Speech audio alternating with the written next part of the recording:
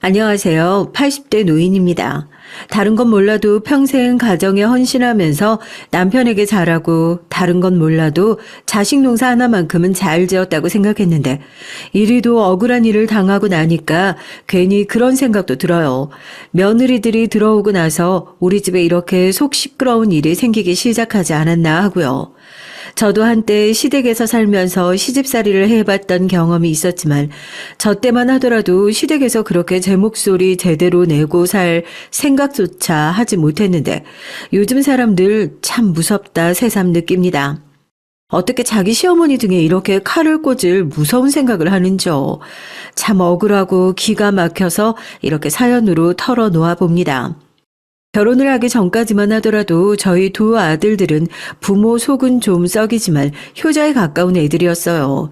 요즘엔 아들 둘 키운다고 하면 참 힘들겠다고 안쓰러운 눈으로 쳐다본다면서요. 남아 선호 사상이 너무나도 자연스러운 시대에 살았던 저로선 전혀 이해가 되지 않는 분위기이긴 하네요. 학력도 없고 배움도 짧고 가난한 농부의 딸로 태어나서 딸은 그저 살림 미천이라 생각하시는 친정 부모님 밑에서 자랐습니다. 무슨 복을 타고난 건지 몰라도 그 당시 장사를 하고 있던 부잣집인 시댁, 그리고 그 밑에서 부모님 일을 돕고 있던 남편과 첫눈에 반해 시집을 가게 됐죠. 맨날 여자는 시집 잘 가면 된다, 시집만 잘 가면 그만이다, 조건만 놓고 보면 아무것도 없는 저희 집과 저였으니 정말로 그 결혼만으로 팔자가 제대로 핀 거죠. 당연히 시집을 오고 나서 시댁에서 구박 많이 받았어요. 근데 그게 고생인지도 모르고 살았습니다. 남들도 다 이 정도 시집살이를 하고 산다 생각했었고요. 저 야망이란 게 없는 사람이었거든요. 그렇게 내내 시댁에서 웅크리고 살았던 제 어깨에 힘이 들어가기 시작했던 게 바로 첫째를 낳고 난 이후였습니다. 저희 남편이 5대 독자거든요. 아들 소식을 목이 빠져라 기다리시면서 그렇게 치성을 들이시니 제가 아들을 낳자마자 이게 다 본인 공덕이라면서 엄청나게 기뻐하시더라고요. 시집 온 이후로 시어머니가 그렇게 기뻐하시는 모습은 처음 봤어요. 딸 나오면 어쩌나 조마조마했는데 얼마나 다행이냐. 너도 이 집에 들어와서 쓸모를 하긴 하는구나. 이게 다 시어머니 잘 만난 덕분이지. 내가 절에 가서 공덕을 얼마나 들였는데 똘똘하게 생긴 것이 아주 그냥 큰 인물 되겠어.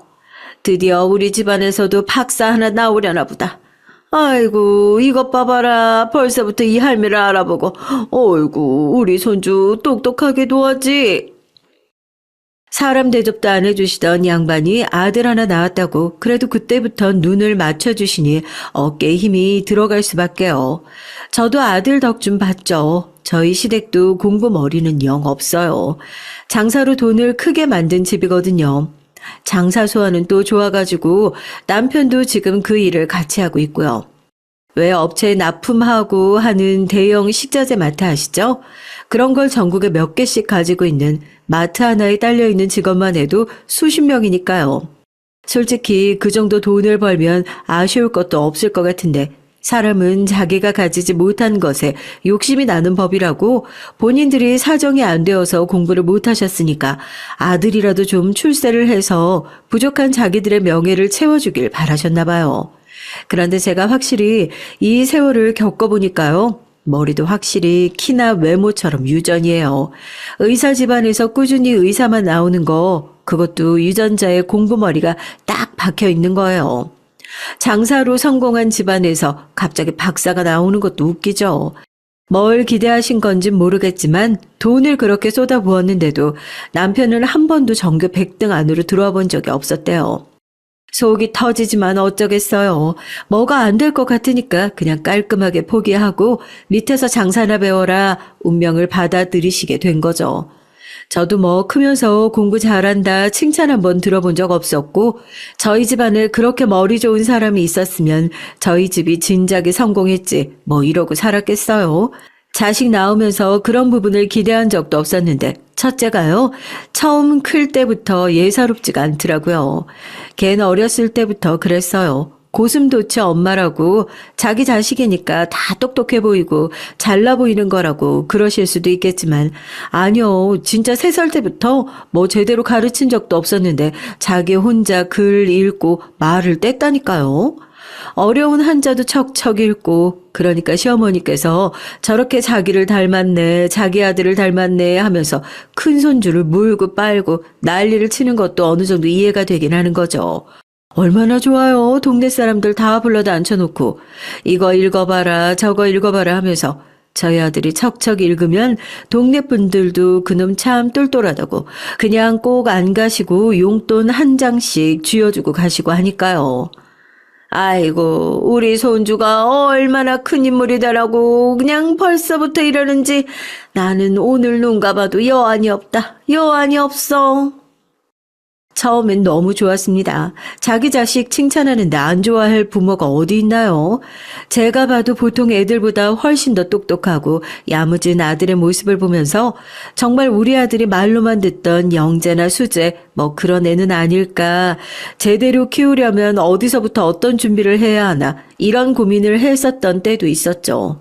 매일같이 구박당해 서러워하는 시절은 이미 생각도 안 나고요.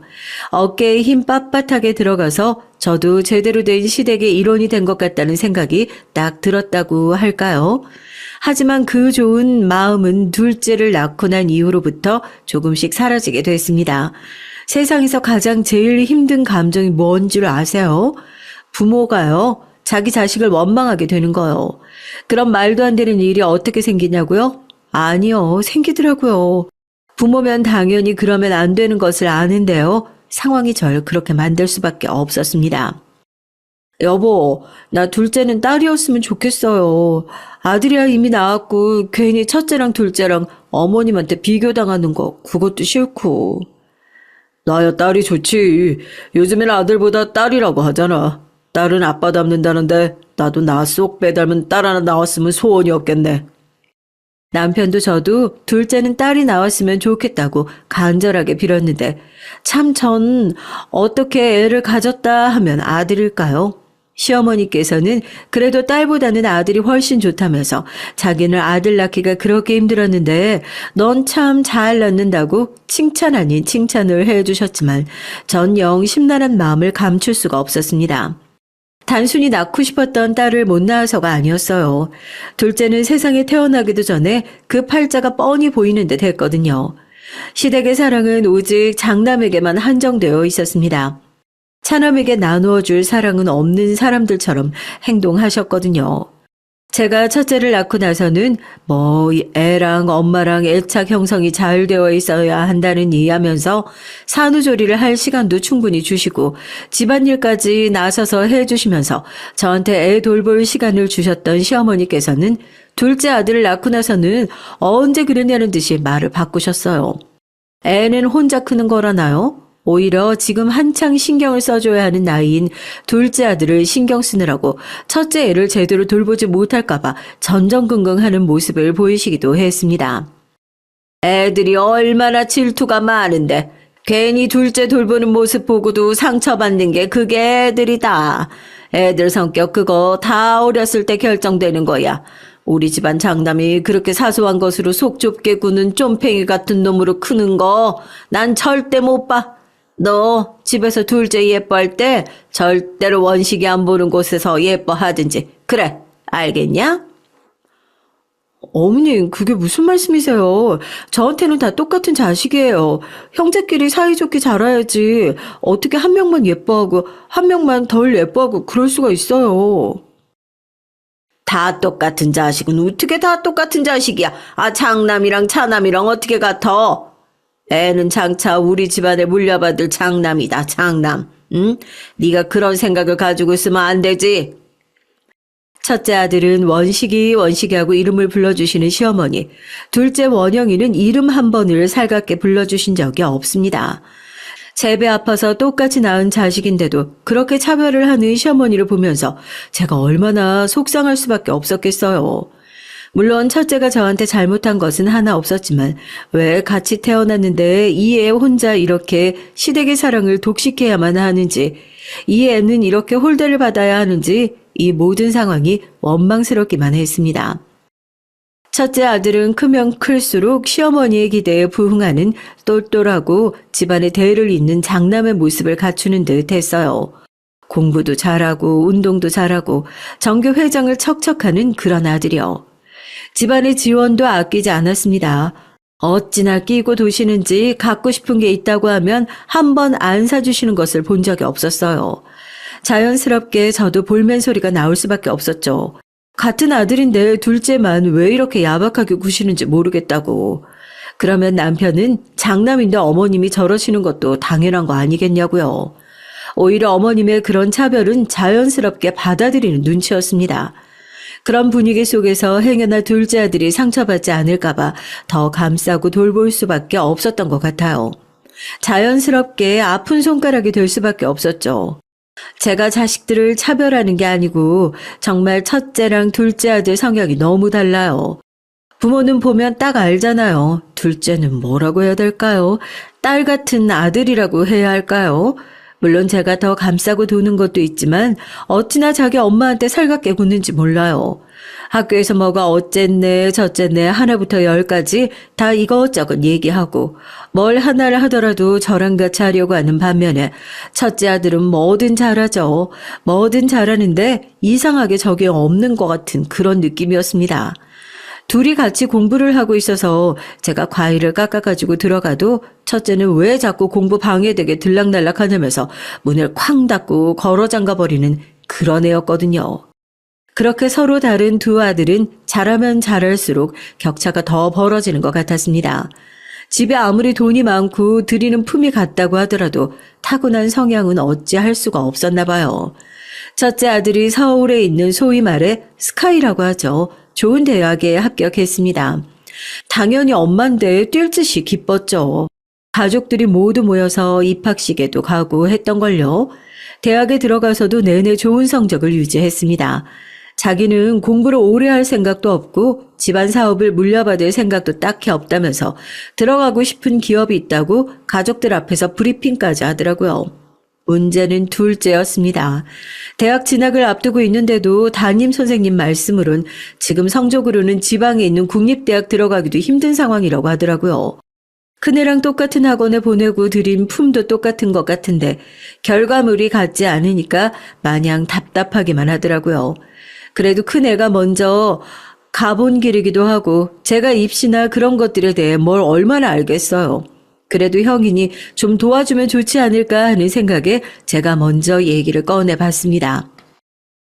원식아, 지금 원영이 입시 기간이잖아.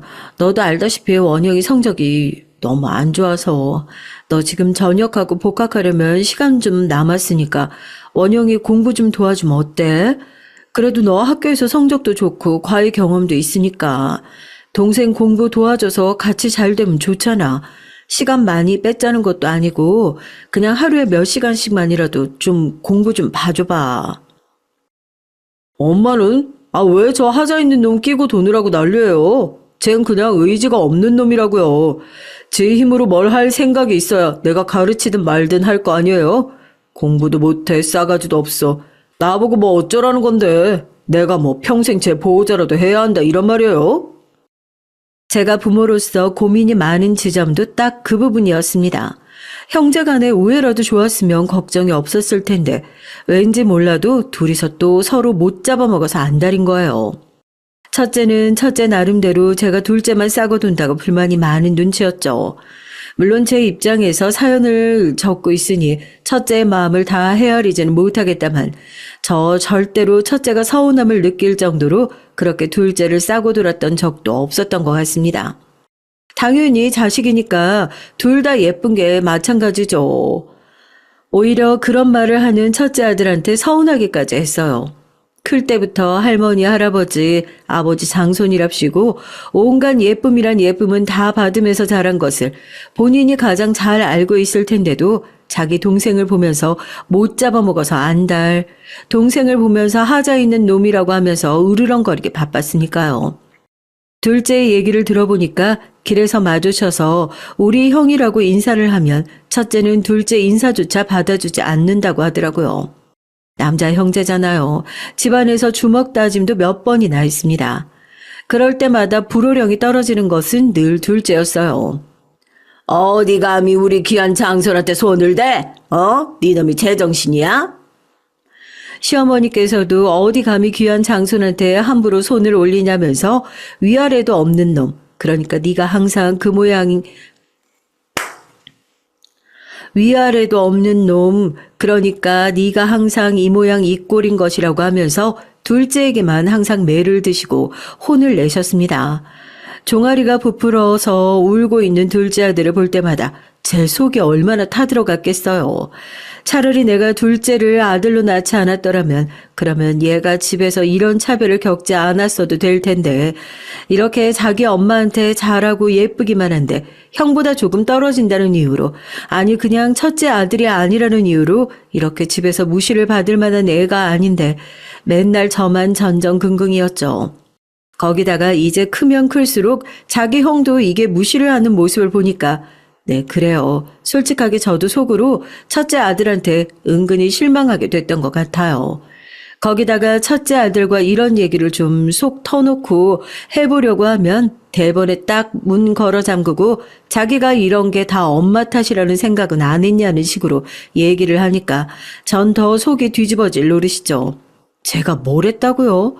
그러면 저도 시댁 식구들처럼 장난만 끼고 돌고 예뻐라 하기도 했었다는 얘기밖에 더 되겠냐고요. 그런 소리를 한다는 것 자체가 너무 이기적으로 들리는 거죠. 놔둬도 잘 크는 아들, 손 많이 가는 아픈 손가락, 첫째 아들과 둘째 아들은 크면 클수록 그렇게 더 벌어지는 것 같았습니다. 그게 전부 제 탓이라고는 정말 인정하지 못하겠어요. 환경이 자꾸 그렇게 만드는 것을 어떡하나요?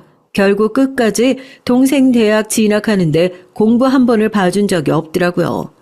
군 전역하고 복학하는 동안 시간이 남아있는데 차라리 그 시간에 동생 공부를 봐주느니 아르바이트를 하고 자기 공부를 하겠다면서 집에도 제대로 들어오지 않고 매일 밖으로 나가 돌았어요.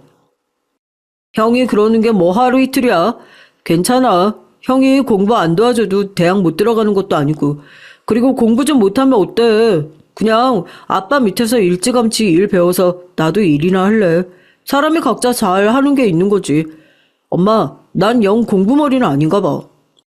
은근히 서운해하는 저에게 둘째 아들은 자기는 공부머리는 아닌 것 같다면서 집 근처에 있는 대학교에 성적 맞춰 지원을 하고 학교를 다니면서 틈이 날 때마다 와서 남편의 일을 돕기 시작했습니다. 남편도 저한테 그런 얘기를 한 적이 있어요. 첫째가 장남이라 든든하긴 한데 딸이 나왔으면 좋겠다는 생각을 많이 해서 그런지 둘째가 참 딸 같은 아들이 나왔다고요. 같이 일하고 있으면 성격이 더 잘 맞고 참 좋다면서요. 아무래도 첫째 아들이 대학을 서울로 가면서 내내 나가 살기 시작하고 저희가 둘째 아들이랑 시간을 보내는 날들이 더 길어지면서 남편도 마음이 좀 더 가기 시작했던 것 같아요. 심리적인 거리라는 게 있잖아요. 저와 첫째 아들의 심리적 거리는 그러면서 점점 더 멀어졌던 것 같기도 하고요. 시부모님이 돌아가시고 남편이 그 사업체들을 전부 다 물려받으며 집안은 안정적이었지만 저희 집안이 재산만큼이나 화목했냐 물어보신다면 그 질문엔 쉽게 대답을 할 수 없을 것 같습니다. 두 아들의 사이가 그렇게 좋지 않았으니 가족들이 다 같이 모이더라도 여느 집처럼 그렇게 화목한 느낌이 아니었어요. 대학을 좋은 성적으로 졸업하고 대기업에 취업한 첫째는 졸업을 하고 나서도 독립을 하지 못하고 집에서 일을 돕는 둘째 아들을 항상 한심하게 생각했습니다. 나이를 먹고도 부모님한테서 제대로 독립 못하고 빌붙어서 사는 덜 큰 놈이라면서요. 그래도 장남은 장남이죠. 항상 집에 행사가 있거나 뭔가 일이 있을 때마다 든든한 기둥 역할을 하는 것은 항상 첫째였습니다. 집에서 그렇게 지원을 받고 살고 있는데도 둘째 아들놈은 뭐가 문제인지 크고 작은 사고들을 항상 몰고 다니더라고요. 대체 어디다가 그렇게 썼는지 몰라도 저희 부부도 몰랐던 카드 빚을 크게 져서 그걸 해결해 주었던 적도 있었고요. 아마 이것도 큰아들이 알면 난리가 날지 모릅니다. 애도 아닌데 왜 매번 그런 문제를 해결해 주냐면서요. 그래도 어쩌겠어요. 자식인데. 당장 죽게 생겼다고 하니까 도와주는 수밖에요. 가뜩이나 둘째 아들이 그렇게 크고 작은 사고를 치면 도와준다는 이유로 큰아들의 불만도 많고 사이도 좋지 않았는데 두 아들들이 결혼을 하고 나서부터는 정말로 사이가 완전히 틀어져 버리게 된 것 같습니다. 그래도 그 전까지만 하더라도 제가 말씀드렸잖아요. 장남이라 든든한 구석은 있고 집에 제 할 도리는 다 하는 아들이었다고요. 그것도 며느리가 들어온 이후로부터는 제가 국물도 못 얻어먹고 사는 느낌이었죠. 이제 와서 하는 소리가 아니지만 며느리는 처음 들어올 때부터 좀 깍쟁이 같은 구석이 있었거든요. 제가 뭐 며느리한테 효도받자고 하는 것도 아니고 그래도 기본적인 것들은 해주고 살았으면 좋겠다 바라는 것도 별로 없었어요. 처음에 아들이 결혼할 여자가 있어서 인사시키러 오겠다고 좋은 사람이라고 배운 집안에서 자란 사람이니까 잘 대해주셨으면 좋겠다는 얘기를 하는데 솔직히 저 그 얘기 들을 때도 좀 그렇더라고요. 이건 뭐 나를 협박하는 건가 하고요. 엄마가 못 배운 사람도 아니고 며느리한테 뭐라고 할 것도 아닌데 넌 왜 벌써부터 엄마 서운하게 그런 소리를 하고 그래? 너한테도 좋은 사람이면 나한테도 좋은 사람이지. 별소리 안 할 테니 걱정하지 말어. 듣자 하니까 뭐 친척 중에 어디 시의원 한 사람도 있고 안싸돈 바깥싸돈도 다 대학까지 나와서 공직생활 오래 하신 분들이라네요. 저야 뭐 배움도 짧지만 그동안 남편 따라서 이 큰 살림 꾸려오는 건 어디 쉬운 일이냐고요. 큰아들이 그런 얘기를 하는데 자격지심인지 뭔지 조금 서운한 마음이 드는 것도 사실이었습니다. 자기 엄마 무시하는 것도 아니고 인사를 하기도 전에 며느리한테 말 조심하라고 신신당부를 하는 건 대체 무슨 버르장머리인가 싶어서요.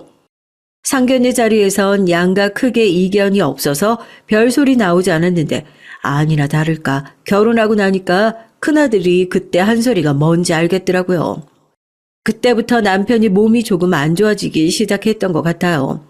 남편이 급하게 건강검진을 받게 돼서 서울에 올라갈 일이 생겼다고 아들한테 연락을 했죠. 물론 당시 남편이 크게 아픈 상황도 아니었고 검진만 받으러 가는 길이긴 했지만 아무리 그래도요. 잠깐 큰며느리랑 상의를 좀 해본다고 하더니 전화를 끊고 조금 있다가 최고급 호텔을 잡아주겠다고 하더라고요. 검진이 길어지니까 아들이 어떻게 사는지도 궁금하고 하루 자고 오면 좋겠다고 생각하고 왔는데 큰며느리가 아마 안 된다고 했던 모양이에요. 기분이 나빠서 전화를 끊으니까 대번에 큰며느리한테 전화가 와요. 자기가 이미 호텔까지 다 예약해 두었다고요. 어머님, 거기 호텔이 너무 비싸고 예약하기도 힘든 곳이에요.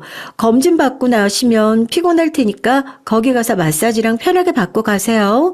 제가 집에서 모시고 싶은데 저희도 회사 일 때문에 바빠서 언제 끝날지를 모르겠어가지고요. 이해 좀 해주세요. 아무리 그래도 결혼한 지 얼마나 됐다고 시아버지 아프신데 호텔방에 가서 주무셔라 소리를 남편 통해서 전달을 해? 됐구나. 우리가 아무리 돈이 없는 것도 아니고 알아서 하마. 검진 받고 돌아오는데 아들한테 또 한 소리를 들었죠. 전화 와서 왜 그렇게 또 대놓고 며느리한테 기분 나쁜 티를 냈냐면서요. 갑작스럽게 올라오겠다고 상의도 없이 얘기를 한 게 잘못이라네요. 그래서 나도 그냥 내가 알아서 하겠다고 한 건데 왜 나는 기분 나쁜 티도 내면 안 되는 거냐고요. 그렇게 아들이랑 대판 싸우고요. 뻑하면 그렇게 엄마를 무식해서 며느리랑 부딪히는 사람 취급을 해야 되는데 제가 어떻게 기분이 안 나쁘냐고요. 그 당시 건강검진을 받았을 때는 그냥 관리만 잘 하셔라 정도였는데 남편도 검진을 받고 나오니까 마음이 좀 안 좋았나 봐요. 불안하고 둘째 아들을 불러가지고 이제 너도 빨리 결혼을 해야 하지 않겠냐고 하더라고요. 당시에 둘째 아들이 만나던 여자가 있었는데 솔직히 저희 집 정도면 아들도 조건이 나쁘지 않은 여자와 충분히 결혼할 수 있을 거라 생각했었거든요. 첫째 며느리에 비하면 모든 면에서 조건이 좀 떨어지는 사람이긴 했어요. 그래도 오래 만나기도 했었고 양가 인사를 하기 전에 저희 집에 인사를 와서 보니까 성격도 순하고 괜찮더라고요. 제가 어머니 일찌감치 돌아가셔가지고 항상 어머니 같은 어머니가 좀 있었으면 좋겠다 싶었는데 결혼하고 나서도 이렇게 자주 얼굴 뵐 수 있었으면 좋겠어요. 많이 부족하지만 배우면서 열심히 살아볼게요. 말이라도요, 아 다르고 어 다르다고 저도 다 갖추고 시집 온 거 아니잖아요. 동생 결혼하는데 한 푼 보태주는 것도 없으면서 자기 결혼할 땐 얼마를 보태줬는데 동생 결혼할 땐 얼마를 보태줄 거냐. 솔직히 둘째 아들은 돈을 저축해 놓은 게 많이 부족하기도 하고 둘째 며느리 사정도 그리 넉넉한 게 아니어서 결혼할 때 저희가 좀 이것저것 보태준 게 많기도 해요. 이제 그거 가지고 왜 저 집에는 얼마를 해주냐, 우리 집에는 얼마를 해주냐. 사정이 어려울 때 좀 더 보태주기도 하고 덜 보태주기도 하는 거지. 막말로 부모한테 돈 맡겨놓은 것도 아니면서 재고 따지고 들려는 모습을 보니까 더 기분이 상했다고 해야 되나요? 결혼할 때 집안 지원 받지 않겠다고 먼저 얘기를 꺼낸 게 큰아들이었는데요. 이제 와서 이런 얘기를 하는 걸 보아하니 큰며느리랑 뭔가 얘기를 한 게 아닐까 당연히 의심을 할 수밖에 없는 상황이었고요. 저도 그땐 그냥 대놓고 둘째 아들 편을 들 수밖에 없더라고요. 하도 둘이서 난리를 치길래 이거 그동안 아버지 회사에서 일했던 거 퇴직금 담보대출 해줬던 거라고 군소리하지 말라고 딱 잘라서 얘기를 했죠. 둘이 합쳐서 연봉이 억대면서 왜 그렇게 애들이 욕심이 많은지. 저 같으면 동생이 좀 어렵게 살고 있다 하면 결혼할 때 빚을 내서라도 도와줄 것 같은데 부모님이 도와주는 것도 눈 뜨고 못 보겠나 봐요. 제 자식이지만 얼마나 얄미워요. 그렇게 두 자식 다 결혼을 시켜놓고 보니까 제 마음이 못된 건진 몰라도 같은 며느리잖아요. 똑같이 남의 식구로 해서 우리 집에 들어온 건데도 사람이 어떻게 그렇게 달라요? 누가 돈을 더 잘 벌고 누가 더 일을 잘하고 이런 걸 떠나서요. 그냥 하는 행동을 보면 너무 차이가 나는 겁니다. 똑같이 반찬을 싸줘도 그래요. 둘째는 그냥 군소리 없이 고맙다고 받아서 이것도 맛있다 저것도 맛있다 전화를 해요. 다음번에는 안 싸주신다는 말을 하더라도 말도 어떻게 예쁘게 하는지 몰라요.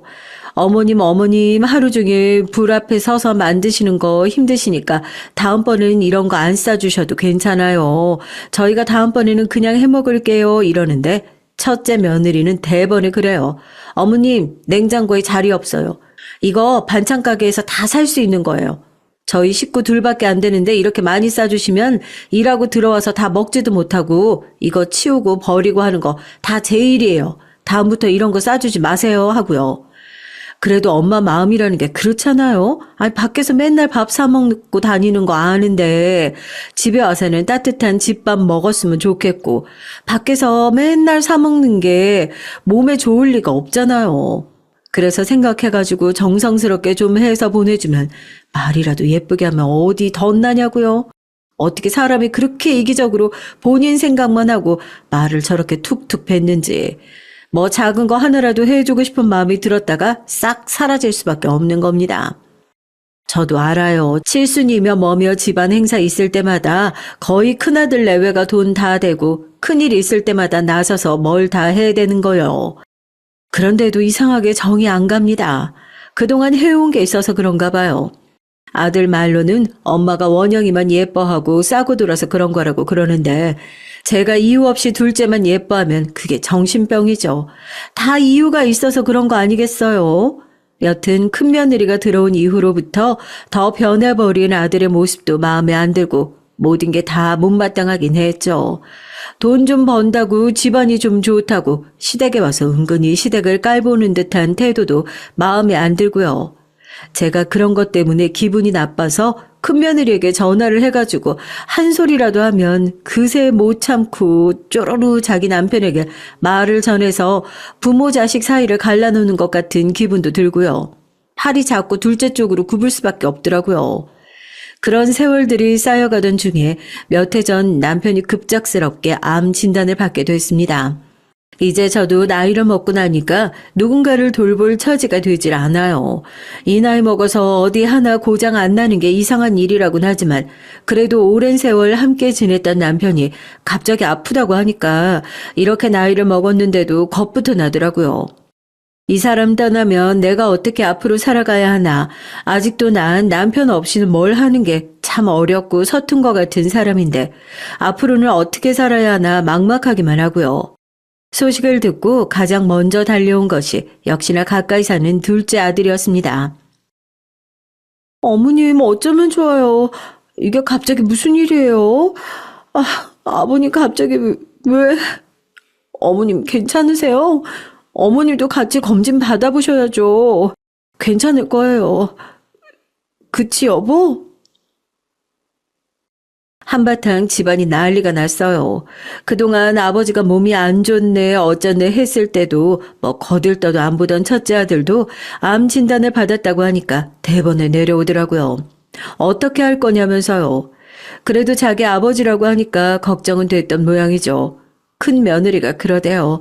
뭐 이런 시골에서는 절대 암 환자 모셔가지고 낫지도 않고 어떻게 될지도 모른다면서 서울에 있는 큰 병원으로 모시는 게 맞다고요. 그래도 여기 집도 가깝고 한 병원으로 모시는 게 아버지도 편하지 않겠어? 어머님 암이잖아요. 지금 어디 동네 병원 마실 가는 것도 아니고 아버님이 당장 어떻게 되실지도 모르는데 지금 병원 가까운 게 중요해요. 큰 병원에서 명의 만나려면 원래 몇 달을 예약해서 기다려야 돼요. 제가 병원에 아는 사람이 있어서 예약은 최대한 당길 수 있으니까 무조건 서울에 있는 병원으로 모셔야죠. 지금 가족들 귀찮은 게 중요해요. 아버님이 하루라도 오래 사시는 게 더 중요한 거지. 솔직히 거기서 제가 무슨 할 말이 있겠어요. 전 남편이 병원에 왔다 갔다 한다는 게 힘들어할까 봐 했던 얘긴데 며느리는 무슨 그런 말도 안 되는 소리를 하냐면서 무조건 서울에 있는 큰 병원으로 모셔야 한다 얘기를 하더라고요. 그러자고 했어요. 병원에 아는 사람이 있다고 하더니 처음에 가니까 3개월 걸리는 예약을 금방 몇 주 후로 당겨주더라고요.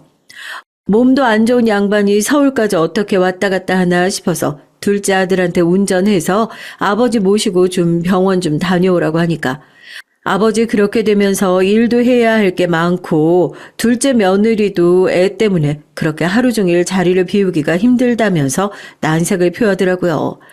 큰 며느리가 됐다고 뭐 지금 일주일에 한 번씩 병원 왔다 갔다 하시는 건데 그냥 택시 타고 오고 가고 하시라고 뭐 의전용 택시에 기사까지 붙여서 매번 그렇게 집 앞까지 차를 보내줘서 남편이 편하게 통원 치료를 받을 수 있었어요. 고마운 일이긴 하지만 그동안 해온 게 있어서 그런지 이러다가 괜히 자기네 집에 눌러 앉아서 통원 치료 받으라고 하라고 그럴까 봐 그런 거 아닌가 솔직히 그런 생각도 들더라고요. 남편이 그렇게 되고 나니까 저도 갑자기 몸이 같이 안 좋아지는 것 같더라고요. 너무 갑작스럽게 안 좋은 소식을 접하니까 체력도 떨어지는 것 같고 정신이 하나도 없었어요. 그래도 첫째네가 많이 도와준 덕분에 남편이 서울로 병원 왔다 갔다 잘했었죠. 저도 그런 건 참 고맙게 생각하지만 또 한편으로는 그동안 키워준 게 있는데 자식된 도리로서 당연한 게 아닌가 싶기도 하고요. 당장 남편 아픈 게 걱정도 걱정이지만 워낙 쥐고 있는 게 많으니까 남편이 세상을 떠나고 나면 쥐고 있는 거 가지고 남아있는 자식들이 한바탕 또 난리가 날 게 제 입장에서는 걱정이 안 될 수가 없더라고요. 남편도 병원 왔다 갔다 하면서 그게 걱정이었던 것 같아요. 둘째 내가 요즘 많이 어려운 것 같던데 당신 더 몸 안 좋아지기 전에 그러지 말고 건물이라도 몇 개 정리해서 먼저 좀 돌려주는 게 어때요? 어차피 원영이가 당신 일도 지금 다 이어서 하고 있는데 얘기 들어보니까 뭐 영어 유치원인가 뭔가 그거 한 달에 원비가 어마어마한데 당장 낼 돈도 마땅치 않은 것 같다고. 건물이라도 미리 좀 정리해서 주면 나중에 유산은 둘째 치고 애들 당장 먹고 사는데 여유는 좀 되지 않겠어요? 또 큰아들 내외가 알면 난리가 날 것 같아서 남편이 병원 왔다 갔다 하는 그때쯤 해가지고 많이도 아니에요. 건물 좀 가지고 있는 거 몇 개, 땅 가지고 있는 거 몇 개 해서 둘째한테 미리 정리를 좀 해줬어요. 그때는 별거 아니라고 생각을 했죠. 어차피 남편이 세상을 떠나고 나면 전 남편 재산에 욕심내는 것도 전혀 없었고 두 아들들 나눠서 다 물려줄 생각이었는데 지금 당장 어려운 자식 조금 더 도와주는 게 뭐가 크게 대수냐 싶어서요. 그렇게 정리를 해주면서도 나중에 알면 이거 난리가 나겠구나 싶어서 신신당부를 하긴 했죠. 절대 니네 형한테 이거 미리 받았다는 얘기 하지 말라고요. 둘째도 워낙 자기 형이 이런 부분에 있어서 예민한 것을 알고 있으니까 그런 걱정은 하지 말라고 정말 고맙다고 얘기를 하더라고요. 첫째 내야 두 부부가 워낙 돈을 잘 벌기도 하고 큰며느리가 외동딸이라서 결혼할 때 친정에서 받은 것도 좀 돼요. 집이 서울이다 보니까 그래서 그런지 몰라도 명절 때 왔다 갔다 시간 많이 걸린다고 저희 집에는 당일에만 얼굴을 잠깐 비추고 오히려 연휴 땐 연락을 해보면 처갓집에 가 있다고 하는 아들들을 보면서 제가 얼마나 서운했는지 몰라요. 그래도 저도 오랜만에 아들 얼굴 보는 건데 시간 좀 보내고 갔으면 좋겠다.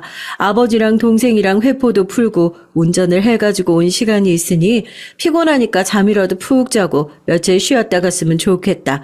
넌지시 얘기를 하면 큰며느리가 대번에 그러면 자기네 집은 언제 가냐고 난색을 표하는 겁니다. 큰아들은 중간에 껴서 눈치를 보는 거고요. 아버지가 술이라도 권하면 옆에서 막 옆구리를 찔러요. 그러면 운전은 어떻게 하냐고요. 자기랑 약속한 게 있으면 무조건 지켜야 한다 이거죠. 처갓집에 올라가기로 했으면 하루라도 미루면 안 된다. 어쩌다가 저희가 통사정을 해가지고 일정이 하루 더 늦춰지기라도 하면 그래도 시댁인데 내내 불편한 얼굴을 하다가 인사도 하는 둥 마는 둥 하고 쌩 가버리는 게 어찌나 꼴보기가 싫은지. 요즘 며느리들이 다 그런 건지 아니면 저희 큰며느리만 유난히 그런 건지 시댁을 아주 땅바닥으로 보는 것 같아 여간 불편한 게 아니었다니까요. 여튼 그런 상황에서 둘째네한테 미리서라도 뭔가 그렇게 좀 떼어주고 나니까 전 솔직히 말해 마음이 한결 좀 편안하더라고요. 나중에 뭐 문제가 생기더라도 그래도 이렇게 정리를 해놓으니까 얘네 나중에 굶어 죽을 걱정은 안 해도 되겠구나 싶고요. 남편도 그렇게 해놓고 나서 마음이 편해진 건지 어찌된 건지 몰라도 상태가 갑자기 확 안 좋아졌어요. 이제는 통원 치료도 어찌 될 수준이 아니더라고요. 서울에 있는 병원에 입원을 하게 됐고 저도 당장 서울로 올라갈 수 있는 상황이 아니어서 병간호는 거의 큰아들 내외가 맡아서 하게 됐습니다. 그때까지만 해도 그래도 병원에서 얘기하기로는 몇 년은 더 살 수 있을 거라고 했었거든요. 남편은 항상 그게 걱정이었나 봐요. 제가 서울에 올라가지 못하는 동안 첫째 내외가 찾아와서 재산 분할을 미리 해두셔야 하는 거 아니냐. 나중 돼서 형제들끼리 이런 걸로 문제 생길 수 있다. 몇 번이나 얘기를 했다는 겁니다. 제가 그 얘기를 듣고 머리 꼭대기까지 화가 나서 몸도 안 좋은데 바로 서울로 올라갔잖아요. 아버지가 벌써 돌아가셨어? 어디 지금 멀쩡히 살아계시는 아버지한테 재산이 어쨌느니 유산이 어쨌느니 하면서 너네가 그러고도 자식이야? 니네가 나서서 병간호하겠다고 모시겠다고 그래서 믿고 맡겨놨더니 아버지 재산 분할받고 싶어서 모시는 거야? 어머님 어떻게 그런 말씀을 하실 수 있으세요? 간병인 안 쓰고 병간호하는 건 어디 쉬운 일인 줄 아세요? 지금 아버지 이렇게 투병 생활 하신 지가 얼마나 되셨는데요. 저희가 진짜 재산 분할 받을 생각으로 아버님 모시는 거였으면 이렇게 모시지도 못했어요. 제가 몇 년 동안 아버님을 얼마나 정성으로 모셨는데 지금 무슨 유산에 눈이 돌아서 그러는 사람처럼 어떻게 저를 매도하실 수가 있으세요? 그러는 동선에는요. 일한다는 핑계로 병원에 몇 번이나 와봤는데요. 전 일 안 해요. 바빠도 제가 더 바빠요. 동서는 집에서 할 일이 없나? 애나 보는 사람이 차라리 올라와서 아버님 병간호나 할 것이지. 보니까 무슨 애들 유치원 보내고 집에서 가정부 쓰고 할 거 다 하고 놀 거 다 놀면서 살던데 왜 저만 이렇게 살아야 되냐고요. 저는 뭐 맏며느리라니까 그렇게 살아야 한다고요? 어머님이야말로 저한테 너무하신 거 아니에요? 그때부터 첫째 며느리와 관계가 거의 극단적으로 달했던 것 같습니다. 그동안 저한테 어떻게 참고 살았나 싶을 정도로 큰며느리는 저한테 그동안 쌓였던 서름을 마구 털어놓더라고요. 어떻게 자기 시어머니한테 그런 얘기를 할 수 있는지 저도 들으면서 기가 막힐 따름이었습니다. 제가 그동안 한 거라고는 이 집에 시집와서 두 아들 열심히 키우면서 평생을 희생하면서 산 기억밖에 없었는데 두 사람이 아주 합심을 해서 모든 것이 제 탓이라고 몰아붙이는 것을 듣고 있으니까 제가 인생을 잘못 살았구나 하는 생각밖에 안 들었습니다. 저희가 서울에서 아버님 병간호 했던 것만 자그만 지 4년이에요, 4년. 그동안 어머님이랑 서방님 동서는 대체 뭐 하고 있었는데요? 네? 대답해 보세요. 어머님이 원식 씨만 내놓은 자식처럼 대하고 서방님만 감싸고 두는 거 저도 이제 아주 지긋지긋하다고요. 양심이 있으시면 동서네한테 유산 한 푼이라도 주지 마세요. 어머님이 동서한테 유산 물려주시면 저희도 그때는 어머님 절대 못 모셔요. 어머님 요양원으로 보내버릴 거니까 그런 줄 아세요. 뭐? 너 지금 그걸 말이라고 하니? 아니 지금 내가 내 아들한테 재산 물려주겠다는데 재산 물려주면 요양원을 보내? 너 지금 나를 협박이라도 하겠다는 거냐? 큰며느리가 저를 따로 불러 그런 얘기까지 듣고 나니까 정말 기가 차더라고요. 자기들이 이만큼 희생했으면 정당하게 요구할 수 있는 거 아니겠냐고. 둘째네한테 유산 물려주면 그때는 자기들도 참고 있지 않을 거라면서 저를 요양원에 보내겠다는 소리를 하는 겁니다. 어떻게 자기 시어머니한테 감히 그런 소리를 할 생각을 하나요? 진짜 기가 차서 말이 안 나오더라고요. 제가 불같이 화를 내니까 그제서야 제발 자기들 입장도 생각 좀 해달라고요. 자기들도 몸 편히 마음 편히 아버님 모시고 병간호 했던 거 아니라고. 시한부 환자 모시는 일이 얼마나 힘들고 어려운 일인지 아시냐고 저를 붙잡고 엉엉 울더라고요. 간병이 쓰지 않고 모시는 일이 힘든 거야 저도 잘 알고 있지만 아무리 그래도 아들 둘에 며느리 둘까지 뻔히 살아있는데 어떻게 아버지를 남의 손에 맡길 수 있겠습니까? 제 눈에는 너무 당연한 일을 하면서 보따리 내놓으라는 심보로밖에 보이지 않았어요. 큰며느리와 한바탕 그 난리가 있고 나서 얼마 지나지 않아 결국 남편은 세상을 떠나고 말았습니다. 정말 원망스럽더라고요. 누구 탓을 하고 누구 때문이라는 것도 없지만 그냥 모든 것이 다 첫째네 때문이다라는 생각밖에 들지 않았어요. 마지막으로 제가 큰며느리한테 들었던 말이 그런 소리니까요. 장례식장에서 분주하게 움직이고 있는 걸 보고 있는데도 꼴도 보기 싫다는 생각이 확 치밀어 오르더라고요. 엄마, 큰형이 알면 난리 날 텐데 정말 괜찮을까? 문제야 있겠어. 그리고 아버지가 돌아가시기 전에 다 해주신 건데 뭐가 문제야. 걱정하지 말고 너네도 입 다물고 있어. 괘씸한 것들. 엄마는 아버지랑 같이 살고 있던 집만 있으면 되니까 장례 끝나고 나서 재산 분할 협의할 때 엄마 재산도 너네한테 다 증여해 줄 거니까 그런 줄 알고 있어. 남편의 장례가 무사히 마무리되고 전 정말 제가 살고 있는 집 하나만을 남겨두고 전부 둘째네에게 재산을 모두 처분해 줄 생각이었습니다. 저런 생각을 가지고 있는 첫째 아들 내외에게 재산을 넘겨줘 봤자 나중에 제가 무슨 꼴을 당할지 뻔히 보였으니까요. 그런데 문제는 그 후부터 시작됐습니다. 장례가 끝난 지 일주일도 채 지나지 않아서 잔뜩 화가 난 첫째 아들과 큰며느리가 저희 집으로 쫓아왔으니까요. 소식을 들은 둘째 아들도 황급히 저희 집으로 달려왔습니다. 첫째 아들은 둘째 아들의 얼굴을 보자마자 멱살을 부여잡고 얼굴에 주먹을 날렸어요. 제가 비명을 지르면서 둘째를 얼른 끌어안고 이게 뭐 하는 짓이냐며 큰 소리를 질렀죠. 엄마야말로 이게 뭐 하는 짓이야? 아버지 돌아가시기 전에 김원영 저 자식한테 아버지 재산을 다 증여해줬다고? 내가 모를 줄 알았어? 상속재산을 조사해 보니까 그동안 아버지가 가지고 계시던 부동산이며 건물이며 몇 개 안 되는 것들만 남아있던데 이거 말고 나머지 것들 어디 갔나 했더니 요즘 등기부등본 한 장 떼보면 다 나오는 거 몰라? 네, 맞습니다. 남편이 세상 뜨기 직전에 큰며느리의 행동이 너무 괘씸해서 남편을 설득해서 둘째네에게 남편의 재산 거의 대부분을 증여해 줬어요. 아마 남편이 사망한 이후에 상속 재산을 조회해보는 과정에서 아버지의 재산이 이 정도밖에 되지 않을 리가 없다는 것을 알고 있었던 큰아들이 이걸 이상하게 여기고 그동안 알고 있었던 아버지의 부동산 등을 찾아보는 과정에서 이렇게 둘째 아들에게 넘어갔다는 사실을 알게 된 모양이었습니다. 아버지가 허락하신 거다. 아버지 재산 아버지가 직접 둘째한테 물려주신 건데 뭐가 문제라고 여기까지 와서 큰 소리를 내고 있어?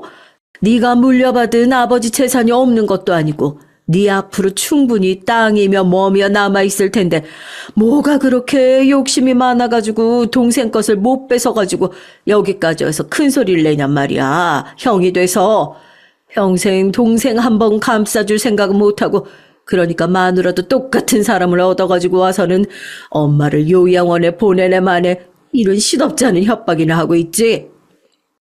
그러자 큰며느리가 기가 차다는 듯이 제 앞에 서류 뭉치를 집어 던지더라고요. 어머님 정신 차리시라면서요.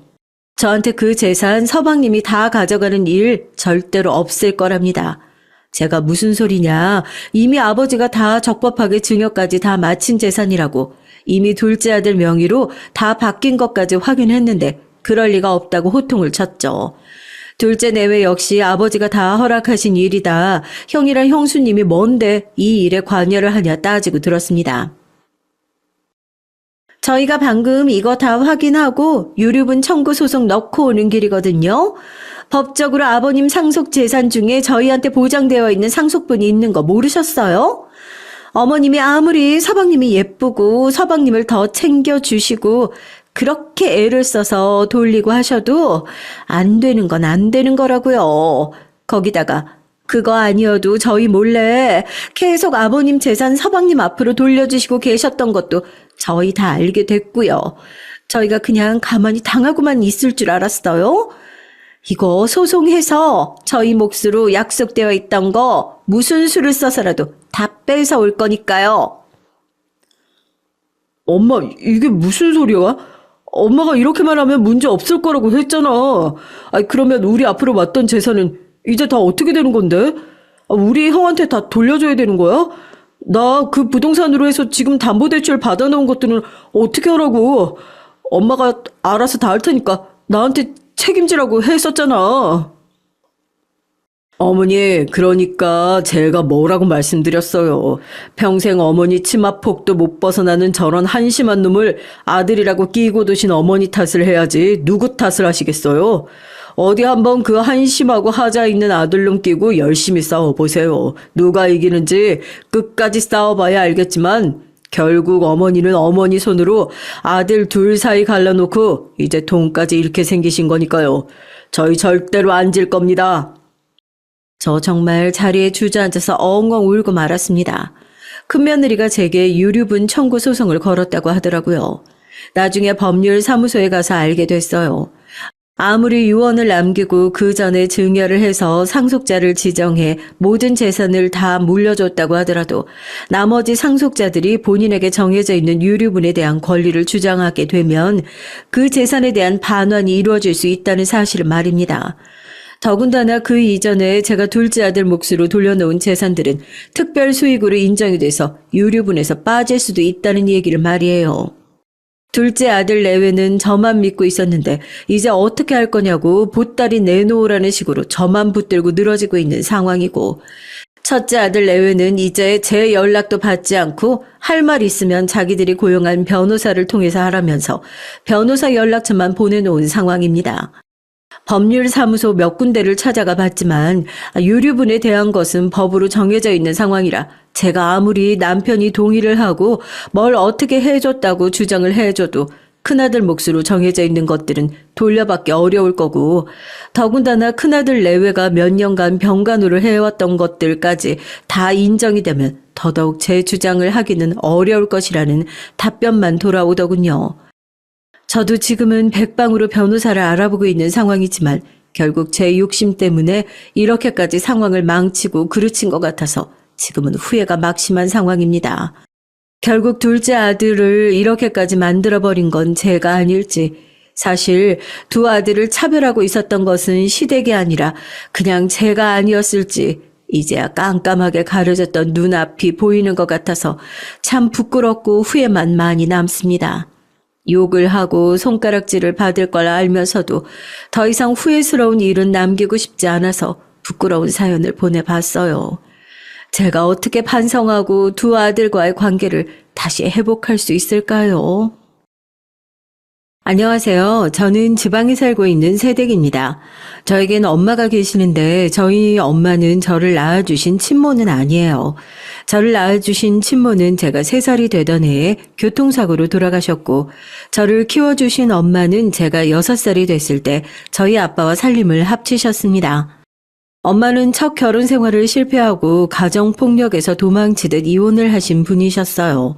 각자의 아픔이 있던 엄마와 아빠가 만나 서로의 상처를 보듬어주면서 살림을 합치게 되었습니다. 엄마와 아빠가 호감을 가지고 만나는 첫 만남 때 아빠는 5살이 된 저를 데리고 엄마를 만나러 갔어요. 그러고는 숨김없이 말하고 싶다고 하시면서 이렇게 말씀하셨죠. 진숙 씨에게 숨기고 싶은 건 없어요. 여긴 죽은 전처가 제게 남기고 간 보물입니다. 은지예요. 엄마는 저를 보자마자 놀라긴 했지만 그렇다고 저를 미워하시거나 싫어하시는 기색은 없었어요. 오히려 아빠에게 웃으시면서 이렇게 말씀하셨죠. 세상에, 민철 씨한테 이렇게 예쁜 딸이 나오려면 얼마나 노력을 해야 되는 거예요? 하시면서 까르르 웃음을 터뜨리는 엄마의 웃음소리에 저도 아빠도 웃음을 터뜨렸습니다. 그날 저희는 가족이 됐어요. 그날을 기점으로 엄마는 저희 집에 와서 제 머리카락도 묶어주시고 옷도 깨끗하게 입혀주시고 맛있는 음식도 잔뜩 해주셨죠. 그렇게 만나시다가 제가 6살이 되던 해에 두 분은 살림을 합치셨습니다. 두 분 다 재혼이기도 했고 저도 있었으니 결혼식을 올리거나 하진 않으셨어요. 그냥 양가 가족분들께 인사하고 같이 식사를 하는 게 전부였습니다. 엄마는 저를 친딸이라고 생각하시고 애지중지 키우셨죠. 동네 어르신들 중에 저희 집 사정을 알고 계시던 어른들은 저렇게 착한 색시가 어디냐고 하시면서도 꼭 듣기 안 좋은 말들을 하셨죠. 어쩜 자기 새끼도 아닌데 그렇게 애지중지하면서 키울 수가 있어? 맞아. 아무리 성격이 좋아도 천자딸인데 어쩜 그렇게 열심히 키워? 은지 엄마, 은지 동생은 따로 안 만들어주는 거야? 아이고, 그런 건 왜 물어? 그러면 은지가 얼마나 불쌍해. 아니, 나는 아무리 채치어도 젊은 나이에 시집 왔는데 애도 안 낳아놓고 천처자식만 키우고 있으니까 짠해서 그런 거지. 여자가 자기 배로 애도 낳고 키워봐야지. 아무리 자기 남편 애라고 해서 남의 애인데 저렇게 열심히 키우니까 하는 말이지. 그만들 좀 하세요. 저 은지 마음으로 낳았어요. 은지는 제 딸입니다. 그러니까 앞으로 저나 은지 앞에서 그런 말은 삼가주세요. 엄마는 그냥 예의하고 넘길 수 있는 말에도 꼬박꼬박 은지는 제 딸이니까 그런 말은 삼가해달란 말을 하셨습니다. 혹시나 제가 들을까봐 제 귀를 꼭 막아주셨고요. 그런 말을 들을 때면 엄마는 저를 데리고 서둘러 집에 가시고는 차가운 물로 제 귀와 엄마 귀를 씻어주시며 이렇게 말씀하셨습니다. 은지야, 저런 얘기에 귀 기울이고 괜히 마음 쓸 필요 없어? 누가 뭐라고 해도 은지는 엄마가 낳은 딸이야. 배든 마음이든 내가 널 낳은 건 다름이 없어. 알겠지? 그리고 저런 더러운 말 들었을 땐 얼른 집에 와서 귀 씻도록 해. 알겠지? 응, 엄마, 알겠어요. 전 엄마의 말에 웃으면서 말했고 실제로도 그 동네를 이사 가기 전에 몇 명 어르신들이 비슷한 말을 하면 얼른 집으로 뛰어들어가 차가운 물에 귀를 씻어버렸죠. 제가 초등학교 들어갈 때쯤 엄마와 아빠는 이사를 결정하셨고 일주일도 되지 않아 이사를 갔습니다. 그 뒤로 제가 귀를 씻을 일은 일어나지 않았어요. 제가 초등학교에 들어가면서 시간이 남은 엄마는 짧게 아시는 분 회사에서 파트타임 알바를 하셨습니다. 등교 시간이 빨라졌던 저를 데려다 주시고 본인도 회사로 출근하셨죠. 제가 중학교에 들어가면서부터는 완전히 정규직으로 전환을 하셔서 9시 출근, 6시 퇴근을 하셨고요. 제가 학교를 끝내고 학원을 다녀와서 7시쯤 집에 도착하면 엄마가 차려주시는 밥을 먹고 남은 공부를 하다 잠들었죠. 제가 고등학생이 되면서 엄마는 본인의 능력을 인정받아 회사 임원이 되셨습니다. 물론 작은 중소기업이었기 때문에 가능했지만 저희 엄마도 아픈 와중에도 일 한 번 쉬지 않고 꼬박꼬박 출근하시고 열심히 일하시고 같은 회사 사람들에게 인정을 받아 이룬 결과였죠. 제가 대학교에 들어가 자취를 하게 되면서 엄마는 매일 주말마다 제 자취방에 오셔서 반찬도 정리해 주시고 맛있는 밥도 먹으면서 이제는 정말 친엄마가 아니라고 하면 이상할 정도로 그렇게 붙어 살았습니다. 이사 후 쭉 이렇게 살아서 아주 어릴 때 살던 동네가 아니라면 저희 가족이 재혼 가족이라는 사실을 아는 사람은 아무도 없었어요. 이것도 이제 20년도 넘은 얘기니까 저희 집에 재혼 가족이라는 사실을 알고 계시던 분들도 모두 잊어버리셨을 테고 동네 어르신 분들도 모두 돌아가셨겠죠. 당장 저도 가끔 어렸을 때 그랬던 그림을 봐야 아 맞다 우리 엄마가 날 낳아주신 엄마는 아니겠지 하는 정도거든요. 사실 재혼이라는 게 부끄럽거나 숨길 이유는 없지만 저희 부모님은 다른 사람들은 어떻게 생각할지 모르니까 말을 아끼자는 생각을 가지고 계셨거든요. 저에게도 굳이 주변 사람들에게 우리 가족이 재혼이라는 말은 하지 말라고 하셨습니다. 부모님이 이렇게까지 말씀하시기도 했고 저도 굳이 그런 얘기를 남에게 하고 싶지 않아서 저희를 친가족으로 생각하는 사람이 많았어요. 남편과 저는 대학생 과팅에서 만나게 됐습니다. 서로 파트너가 달랐었죠. 남편이 화장실 간 저를 화장실 앞에서 대뜸 번호를 받아갔어요. 멀끔한 인상이 마음에 들어 번호를 알려줬죠. 얼마 지나지 않아 저희는 연인이 됐습니다. 그렇게 1학년 때 시작한 연애가 대학교를 졸업할 때까지 쭉 이어졌어요. 물론 중간중간 싸운 적도 있었고 한 달 넘게 연락을 안 한 적도 있었죠. 남편이 군대에 들어가기 일주일 전엔 저에게 알려주지도 않고 술에 잔뜩 취해서 길에서 잠을 자서 제 애간장을 태운 일도 있었고요. 그래서 전 기념일마다 남편의 부대에 먹을 것들과 필요한 것들을 잔뜩 택배로 보냈고 휴가 나온 남편에게 용돈을 하라며 없는 제 용돈을 쪼개서 지갑에 넣어준 적도 있었죠. 저희 이런 내조에 남편은 제대하는 날에 맞춰서 제게 꽃신이라며 예쁜 구두를 선물해 줬습니다. 그렇게 제대를 한 남편이 대학교에 복학하고 전 회사에 취업을 하며 바쁜 나날들을 보내니 안 만나게 되더라고요. 몸이 멀어지니 마음도 멀어진다고 이제 각자가 너무 편안해져서 연애보다는 친구 같다는 생각이 들기도 했어요. 남편도 저와 같은 생각을 했고 저희는 합의하에 헤어졌습니다. 주변 친구들은 그렇게 군대까지 기다려줬는데 헤어지다니 바보 아니냐고 혀를 차기도 했고 기다려줬더니 버리는 남편이 나쁜 놈이라고 욕을 하는 사람도 있었지만 전 그런 사람을 말리면서 말했어요. 우리 인연이 딱 거기까지였던 거야. 옛날에 그런 말 있잖아. 몸이 멀어지면 마음도 멀어진다고. 그런 거지 뭐. 나도 걔도 딱 좋은 시기에 헤어진 거야. 그러니까 어디 가서 그런 말 하지 마. 알았지? 아우 답답해서 그렇지. 그 예쁜 나이에 걔랑 사귀면서 군대도 기다려줬는데 정말 이렇게 허무하게 끝날 거야?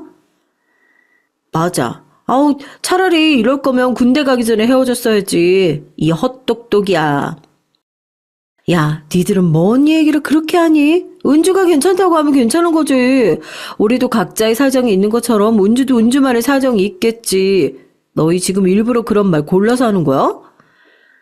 아니, 난 그런 게 아니고. 우리는 그냥 은주가 걱정돼서 하는 말이지. 아, 됐어. 이제 얘기는 그만하자. 은주야, 우리가 괜히 속상해서 그런 거야. 미안해. 그래, 은주야, 미안해. 저는 사과하는 친구들에게 알겠다고 말하고는 얼른 화장실로 들어가서 차가운 물에 귀를 씻었습니다. 옛날에 엄마가 말해주셨던 말들이 생각나서요. 저는 그날 엄마에게 이런 일이 있었다고 미주얼고주얼 말하면서 마지막에는 엄마가 알려준 것처럼 귀를 씻어버렸다고 말했죠. 미안하다고 사과를 하긴 했지만 그래도 나쁜 말들이니까 어렸을 때 엄마가 알려준 대로 그냥 귀 씻어버렸어. 그래 은주야 잘했다. 앞으로도 그런 말 들으면 그냥 귀 씻고 잊어버려. 알았지? 어쩜 우리 은주는 이렇게 똑똑할까. 어릴 때 알려줬던 건데 지금도 기억을 하고 있네. 엄마 닮아서 그렇지 뭐. 아빠는 퇴근하셨어? 아유 너희 아빠 무슨 출장이 그렇게 많은지 또 출장 가셨어. 듣기로 내일 밤에 나온다고 했는데 너희 아빠 오면 좋아하는 국밥이나 포장해 와서 먹으려고. 너희 아빠는 출장 다녀오면 꼭 그 집 국밥을 찾더라. 참, 우리 딸 이번 주엔 올 거니? 안 그래도 이번 주말에 가려고 했는데 그때 나랑 같이 국밥집 가서 포장해 오면 되겠다. 엄마 혼자 가지 말고 꼭 나랑 같이 가야 돼. 알았지? 그래, 오랜만에 가족이 다 모여서 맛있는 밥 먹겠다. 너는 좀 일찍 와. 엄마가 점심에 맛있는 거 해줄 테니까. 그거 먹고 너희 아빠가 좋아하는 국밥 같이 사러 가서 포장해 오자. 알았어. 엄마 문단속 잘하고 자요. 알았지? 그래, 너도 창문이랑 문 잘 닫고 자. 토요일에 보자. 네. 엄마와 짧은 대화를 하고 잠에 들었던 그날 새벽 엄마에게 다급하게 걸려온 전화 한 통화에 잔잔했던 제 일상이 크게 한번 뒤집어졌습니다. 시끄러운 휴대폰 전화 벨소리에 눈도 제대로 뜨지 못하고 손으로만 침대 위를 더듬거려 받은 휴대폰 너머에서는 떨리는 숨소리만 들리더군요. 여보세요? 누구세요? 휴대폰 화면도 제대로 보지 못하고 받은 전화라서 누가 걸었는지도 몰라 귀에서 휴대폰을 떼고 발신인을 확인했더니 엄마였어요. 시계를 확인하니 새벽 3시가 조금 넘은 시간에 엄마가 전화를 걸었다는 게 이상해서 눈이 번쩍 떠지더군요. 여보세요? 엄마, 왜 그래? 무슨 일 있어? 여보세요? 몸을 번쩍 일으켜 앉아 다급하게 엄마를 부르면서 무슨 일이냐고 물었지만 엄마는 아무 말도 하지 못하고 흐느끼는 숨소리만 들리더라고요. 당장 집으로 내려가겠다고 얘기를 하면서 방 안에 불을 켰는데 그제서야 엄마가 작은 목소리로 제 이름을 부르셨습니다. 은주야. 우는 것처럼 흐느끼며 제 이름을 부르는 엄마의 모습이 너무 선명해져서 전 다급하게 말했죠. 엄마 일어나 있어? 그럼 얼른 일어나서 앉아. 제 말에 휴대폰 너머에서는 바스락거리며 엄마가 움직이는 소리가 났어요. 전 그 소리를 잠시 듣고 있다가 엄마에게 다시 말했죠. 벽에 기대 앉아서 시계 봐봐. 지금 새벽 3시야. 나 여기서 지금 출발하면 7시 전에 집에 도착해. 알았지? 그러니까 울지 말고 조금만 있으면 나 엄마 앞에 짠하고 나타날 거야. 그러니까 무슨 일인지 알려줘. 그래야 내가 데뷔를 하지. 제 말에 엄마는 잠시 숨을 고르더니 말을 하셨습니다. 너희 아빠가 엄마 혼자 있는 게 걱정돼서 이 밤길에 올라오다가. 전 엄마의 말에 눈을 질끔 감아버렸습니다. 그리고 애써 떨리고 불안한 마음을 진정시키며 물었죠. 병원에서 연락 온 거야? 사고 난 곳 인근의 큰 병원에 있어서 119가 출동해서 시간 안에 아빠를 데리고 왔는데. 병원에서 아빠 상태에 대해서 뭐라고 얘기했어? 사고가 너무 크게 나서 긴급 수술에 들어가야 되는데 보호자 서명이 필요하다고. 엄마가 우선 수술부터 해주시라고 했는데 은주야, 엄마 너무 무섭다. 어떡하니? 사람이 이런 상황이 오니까 오히려 차분해지더라고요. 전 흐느끼며 우시는 엄마를 진정시키고 차분히 엄마에게 얘기를 했습니다. 병원은 어디야? 땡땡시 땡땡대학병원. 알았어. 엄마 지금 새벽이고 아빠 수술 받고 있으니까 괜찮을 거야. 우리 아빠가 어떤 사람인데 그렇게 열심히 운동 다니고 좋은 건 찾아서 먹는 사람인데 겨우 그런 교통사고 때문에 어떻게 되시겠어? 그러니까 걱정하지 마. 엄마에게 얘기 중이었지만 사실 이건 저에게도 하는 말이었습니다. 저는 다급히 옷을 갈아입고 지갑을 챙겨 자취방을 나오며 엄마에게 얘기를 했죠. 엄마, 나 지금 출발하니까 아빠 걱정하지 말고 먼저 병원 가 있어. 알았지? 나도 얼른 갈게. 도중에 무슨 일 생기면 꼭 연락 주고. 엄마가 택시 잡지 마. 내가 택시 잡아줄게. 그거 타고 곧장 병원으로 가. 우리 병원에서 보자. 이렇게 말하고는 본가 앞으로 택시를 불러 엄마가 타고 병원으로 갈 수 있도록 했고 저도 가장 빠른 탈 것을 알아보고 급하게 내려갔어요. 병원에서 마주친 엄마는 얼마나 울었는지 눈은 퉁퉁 부어 있고 옷도 얇게 입고 와서 오들오들 떨고 계셨습니다. 전 얼른 제 겉옷을 벗어 엄마에게 입혀드리고 아직도 수술이 끝나지 않은 아빠의 수술방 대기실에 앉아 하염없이 엄마를 달랬죠. 괜찮을 거야. 괜찮을 거야, 엄마. 우리 아빠가 엄마를 혼자 두고 떠날 사람이 아니잖아. 괜찮을 거야. 그렇게 그 긴 시간 동안 그곳에 앉아 마치 주문을 외우는 것처럼 괜찮을 거라고 얘기를 하는 수백 수천 번이 넘어갈 무렵 아빠의 수술을 끝낸 주치의가 나와 저희를 찾았습니다. 김민철 환자 보호자분? 저와 엄마는 얼른 의사 앞에 섰어요. 의사는 저와 엄마를 잠시 보시다가 고개를 푹 숙이시며 말씀하셨습니다. 제가 할 수 있는 최선을 다했습니다. 워낙 큰 사고였기 때문에 환자분에 대해선 저희도 단정지어 뭐라고 드릴 말씀이 없네요. 안 돼. 안 된다고요, 선생님. 제발 저희 남편 좀 살려주세요. 엄마는 의사의 말이 끝나자마자 주저앉아 엉엉 울면서 의사의 바지가랑이를 붙잡고 얘기를 했지만 의사는 최선을 다하겠다는 말만 하고 자리를 떠났습니다. 전 주저앉아 아이처럼 우는 엄마를 달래면서 눈물을 꾹 참아냈어요. 엄마, 그래도 의사 선생님이 최선을 다하겠다고 하셨으니까 너무 그러지 마. 아빠가 엄마 울고 있는 거 보면 나 혼내. 그러니까 울지 말자. 아빠 일어날 때 적어도 얼굴은 보여줘야지. 엄마는 제 말에 제 품에 안겨 엉엉 우시다가 결국 기절을 하셨고 그대로 응급실에서 수액을 맞게 됐어요. 전 기절한 엄마를 간호사님께 잘 부탁드렸고 간호사님도 걱정 말라고 해주셨습니다.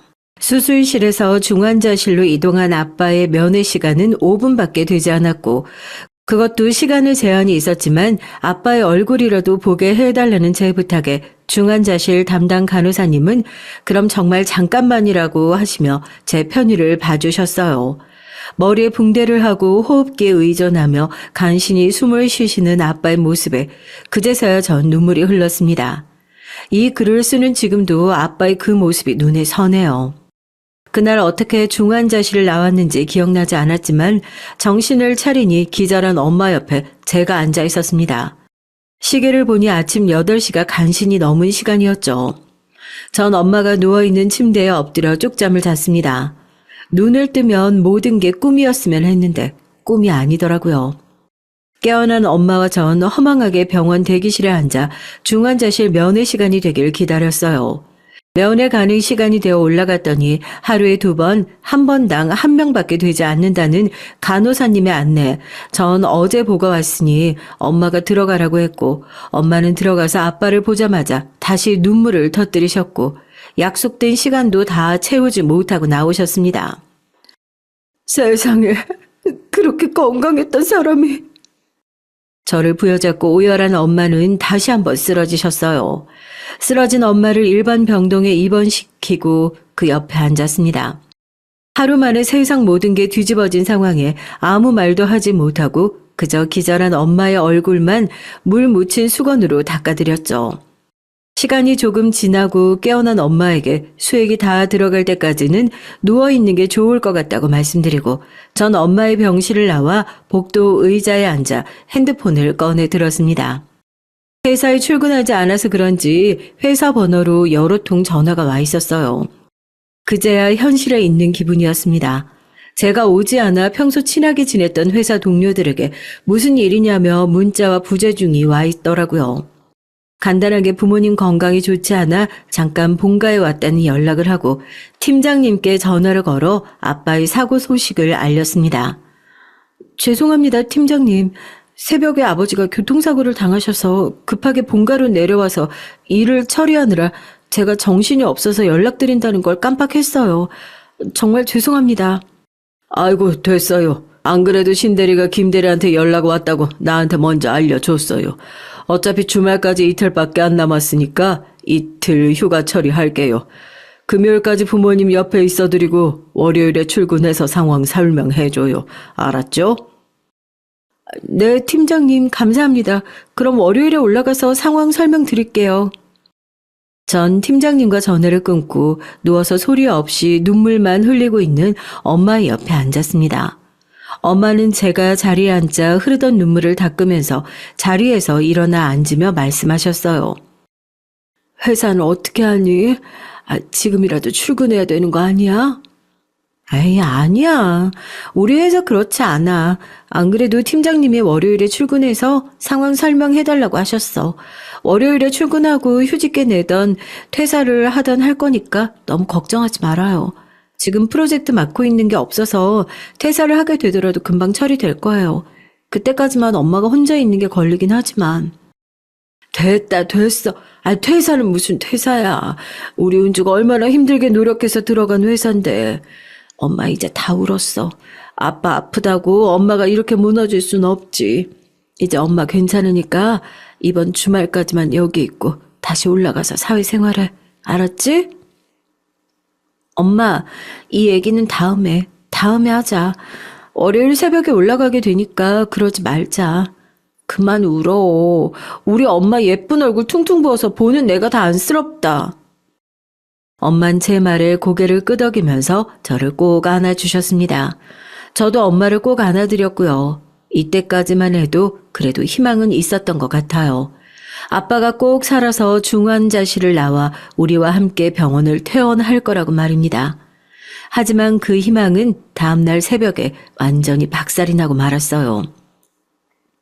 사망 시각 오전 4시 30분 김민철 환자분 사망하셨습니다. 아빠는 결국 병원 침대에서 일어나지 못하시고 그대로 하나님의 곁으로 가셨어요. 의사의 사망 선고에 엄마는 그대로 다시 기절을 하셨고 간호사님께서는 아빠에게 삽입되어 있는 삽입물들을 모두 빼기 시작하셨습니다. 잠시 유족분들은 나가주시라는 말에 전 중환자실을 나와 복도 의자에 앉아 펑펑 눈물을 흘렸어요.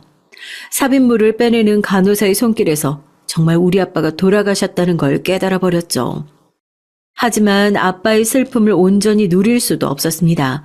병원에서는 아버지의 장례를 치르기 위해 따로 상조회사가 있는지부터 해서 어떻게 장례 절차를 치를 건지에 대해 저에게 모두 물어보셨죠.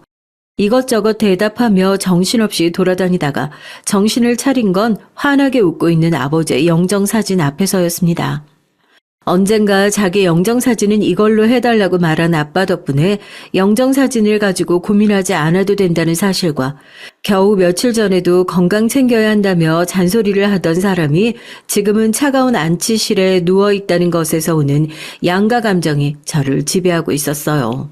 날이 밝고 부고 소식을 들은 사람을 상주로서 맞이하며 제가 어떻게 장례를 치렀는지 기억이 나질 않아요. 한 가지 기억나는 건 어떻게 저희 아버지의 소식을 들었는지 아침 일찍 장례식장에 찾아와 저를 도와주던 전 남친, 지금의 우리 남편만 기억이 나더군요. 장례식 3일 내내 쪽잠을 자며 저를 도와주던 남편은 발인에서도 저희 아빠의 관을 들어주었습니다. 장례를 끝내고 저와 엄마를 모시고 저희 본가까지 와서 짐을 정리해 줬죠. 장례가 끝나고 올라가는 날에도 저와 함께 올라가 저를 자취방에 데려다주고 자기 집으로 돌아간 남편이 고마워 감정이 정리된 어느 날 남편에게 감사 인사를 하며 밥을 산다고 했고 같이 밥을 먹은 그날 이후로 저희는 다시 연인이 됐습니다. 우리 아빠 돌아가신 건 어떻게 알았어? 친구가 알려줬어. 아무래도 남편과 같은 학과였으니까 겹치는 친구가 많았고 제가 친구들에게 보낸 부고 문자가 남편에게도 전해졌던 것 같았습니다. 전 남편의 어깨에 가만히 머리를 기대어 물었어요. 그래도 그냥 무시할 수 있었잖아. 물론 우리가 옛날에 사귀었다지만 헤어진 상태였고. 내가 가는 게 당연하지. 어떻게 외면해. 너희 부모님이 나한테 얼마나 잘해주셨는데. 나 자취할 때 어머님께서 은주 너 반찬 가져다 주시면서 내 반찬도 챙겨주셨잖아.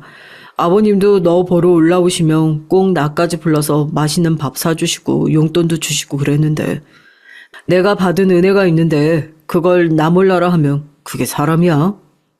전 남편의 그런 말이 고마웠습니다. 몇 년이 지났고 어떻게 보면 다시는 보고 싶지 않을 수도 있는데 은혜를 받았다며 당연히 와야 한다며 확답을 하는 남편에게 전 확신이 생겼죠. 그날 이후로 저희는 다른 연인처럼 평범하게 연애를 하다가 남편이 취직을 해서 대리를 달았을 때 남편이 저에게 프로포즈를 했어요. 우리가 비록 대학생 때는 헤어져야 했지만 오랜 시간 후에 다시 만날 수 있었던 건 운명이라고 생각해. 대학생부터 다시 만나기까지 헤어졌던 시간이 길다면 길고 짧다면 짧을 수 있지만 난 함께하지 못한 그 세월보다 더 많은 시간을 은주 너와 함께 보내고 싶어.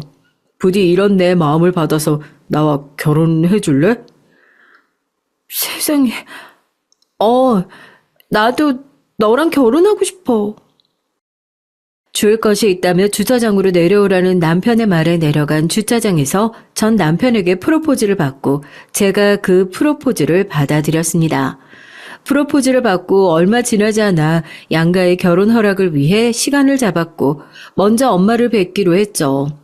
엄마는 맛있는 밥을 해주고 싶다며 집으로 오라고 하셨고 저와 남편은 본가로 가서 맛있는 저녁을 얻어먹고 차를 마셨습니다. 한참을 이런저런 얘기를 하다가 알 수 없는 조용함이 찾아왔을 때 남편이 대뜸 일어나 엄마 앞에 무릎을 꿇고 이렇게 말했어요. 어머님, 은주 손에 물 한 방울 안 묻히겠습니다. 원하신다면 각서라도 써도 좋습니다. 제가 은주 행복하게 해줄 테니까 은주를 제게 주세요. 자네는 이미 내 사위라네. 예? 예? 엄마의 말에 깜짝 놀란 남편이 눈을 동그랗게 뜨고 엄마를 바라봤어요. 아마 엄마가 이렇게 쉽게 인정해주지 않을 거라고 생각했던 것 같습니다. 그것도 그럴 게 연애와 결혼은 쉽지 않았을 거고 엄마도 저도 서로에게 아주 애틋한 감정을 가지고 있는 모녀였기 때문에 남편은 결혼 허락은 또 다를 거라고 생각했던 것 같아요. 대학생 때도 자네는 우리 은주를 아주 좋아했었어. 너희 둘이 헤어졌단 사실이 나도 안타까울 정도였단다. 말은 안 했지만 내가 정서방 자네를 정말 아꼈거든. 나 그 뒤로 은주가 남자친구 생겼다고 해도 따로 반찬은 챙겨주지도 않았다고. 그것들 아쉽겠네요. 우리 장모님 반찬 솜씨가 정말 최고신데 은주랑 헤어지고 나서도 장모님 반찬 생각이 나서 저도 한동안 고생을 좀 했었죠. 어이그 능구렁이 같기는. 난 정서방이면 우리 은주 데려가는 거 환영이야. 그리고 우리 남편 장례식장에서 사위처럼 우리 은주 옆에 서서 장례하는 내내 도와주었던 모습 보고 그 생각했어. 그때 너희들이 헤어지지 않았더라면 저 모습을 계속 볼 수 있었지 않을까 하고 말이야.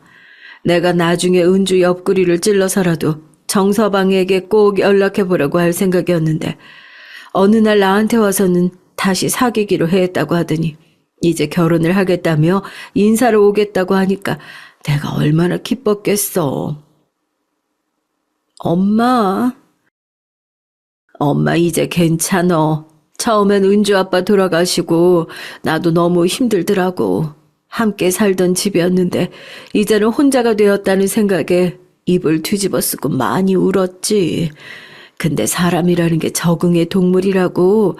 천천히 하지만 어느 순간 적응이 되더라고. 이제 엄마 걱정하지 마. 사실 정서방이 결혼 얘기를 안 꺼냈다면 내가 은주를 닥달해서라도 정서방이랑 결혼하게 만들었을 거야.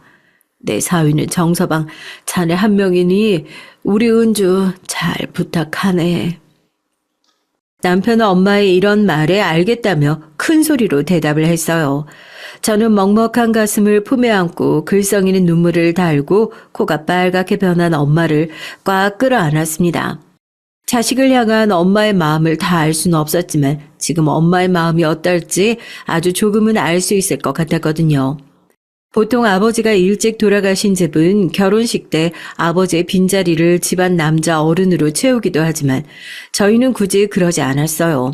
알만한 사람은 다 알고 계시니 자리를 채워두는 것보다는 거기에 아빠의 사진을 올려놓는 게 좋겠다는 남편의 말에 저와 엄마 시댁에서 찬성했거든요.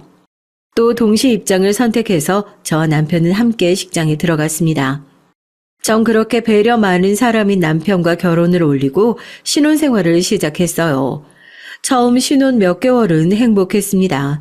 다시 찾은 오랜 사랑과 함께 산다는 게 얼마나 좋았겠어요. 하지만 그 좋은 게 딱 3개월 가더라고요. 그 뒤로는 서로 다른 생활 습관에 다투기도 많이 다퉜습니다. 예를 들면 남편은 저녁 준비를 하면서 바로 쓰레기도 버리고 분리수거도 하고 설거지도 해버리는 스타일이라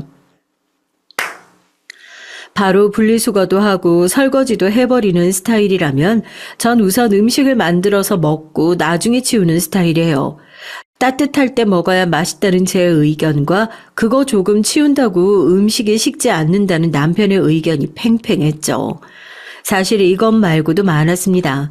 남편은 양말을 뒤집어서 그냥 그대로 세탁기에 넣는 반면 전 양말을 제대로 해서 세탁망에 넣어서 돌렸죠.